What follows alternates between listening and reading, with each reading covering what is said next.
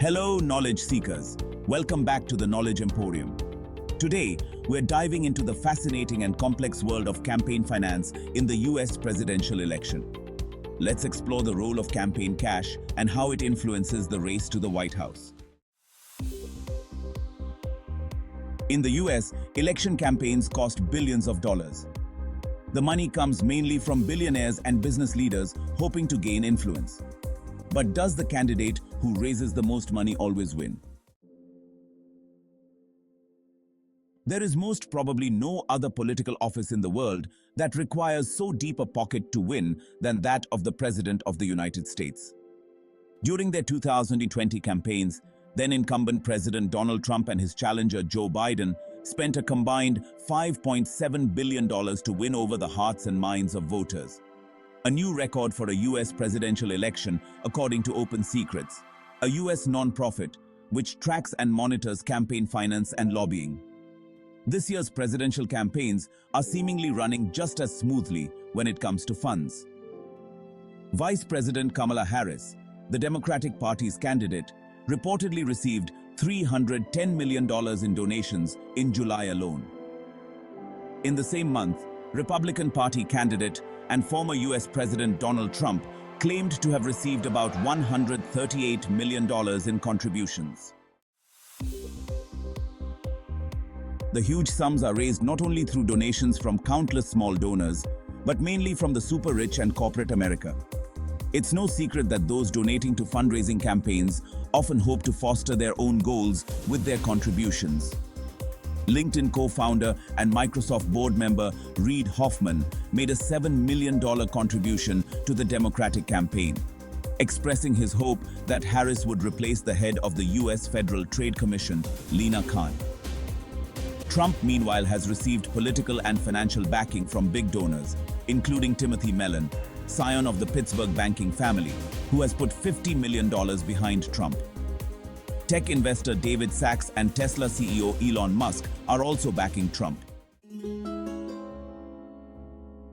Close allies of Musk have formed a so-called super PAC to support Trump, which is expected to pump millions of dollars into Trump's re-election campaign. Super Political Action Committees, or Super PACs, are independent political organizations to which donors can give unlimited amounts of money, while donations to individuals or non-super PACs are capped. In 2010, the US Supreme Court issued a ruling that's become a landmark in campaign funding jurisdiction. The court ruled that corporations may enjoy the same rights as natural persons, meaning that any restriction on political campaign financing is ultimately censorship, which is illegal. Since 2010, you can basically raise as much money as you want, whether you're a corporation, a bank, a union, an interest group, or a wealthy individual. However, there are restrictions on direct donations. Currently, an individual can donate a maximum of $6,600 directly to candidates and their teams in the primary and general elections. In addition, there is the option to support a preferred candidate through PACs. Most PACs represent businesses, unions, or interest groups and collect donations from members or employees. Individuals can donate up to $5,000 per year to such PACs. They can also give up to $41,300 per year to national party organizations. Those seeking to donate more than the mandated limits can establish super PACs, which are essentially independent lobbying groups.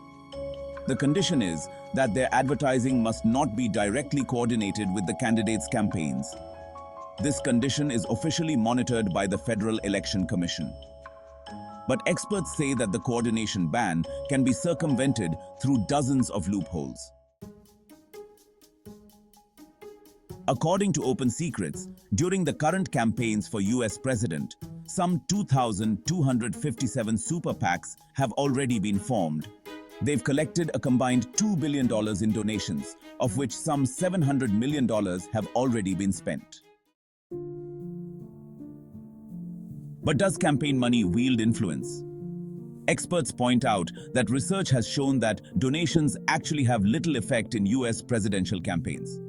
Both candidates are usually well known, and whether they invest another $100 million ultimately has no impact on the actual election outcome. However, a minimum level of donations is certainly necessary to build a party organization for the campaign and to motivate people to actually go to the polls. What often happens, though, is that big donors are able to secure influence on politics even after the election. When someone donates millions, it won't be a coincidence if that person eventually receives an invitation to an event where the newly elected president just happens to be present. Some donors are even offered cabinet posts, ambassadorial jobs, or other diplomatic positions, which open up doors to the corridors of power in the administration. According to an opinion poll conducted by the Washington-based Pew Research Center, 7 out of 10 US adults want limits on the amount individuals or organizations can donate to political campaigns. 8 out of 10 respondents believe people who donate money to political campaigns have too much influence on the decisions of Congress members. However, experts believe there is little chance of curbing these financial flows because a change in the laws would require a political majority in Congress, which is currently lacking.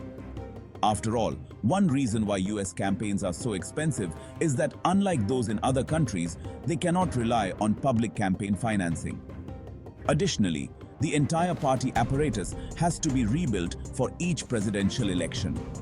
You could almost say that a party only comes together on a federal level every 4 years, which means that this organization has to be rebuilt every 4 years, in 50 states and in the respective districts.